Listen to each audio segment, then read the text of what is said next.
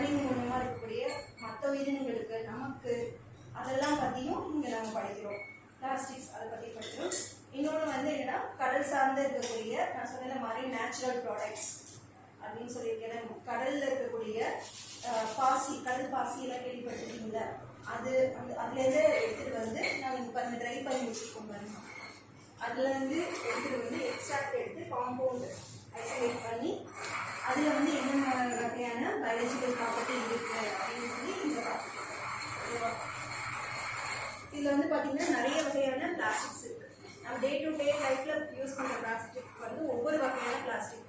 அது சில பிளாஸ்டிக்கில் நம்ம படிச்சுட்டு மக்கும் குப்பை, மக்காத குப்பை அப்படின்னு சொல்லி படிச்சுட்டு ஒரு சிலது மக்கிடும், ஒரு சிலது டீக்ரேட் உடஞ்சி, ஆனால் அது உடஞ்சி அதாவது மேக்ரோ பிளாஸ்டிக்கும் மைக்ரோ பிளாஸ்டிக் லெவலில் இருக்கும். இப்போ வந்து பார்த்தீங்கன்னா வாட்டர் பாட்டில், ஜார் இதெல்லாம் வந்து ஒரு வகையான பிளாஸ்டிக்.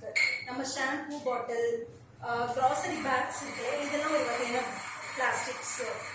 அப்புறம் ஷீட்டு, பிளாஸ்டிக் ஃபிலிம்ஸு, இப்படின்னு ஒவ்வொரு வகையான பிளாஸ்டிக்ஸ் இருக்குது. இதெல்லாம் நமக்கு வந்து ரொம்பவே ஆபத்தானது, ஆபத்துகளை ஏற்படுது. இப்போ ரீசெண்டான ஸ்டடீஸில் வந்து என்ன சொல்லியிருக்காங்க அப்படின்னா மூளையில் வந்து பிளாஸ்டிக் இருக்கணும். இப்படி மூளைக்கு மனித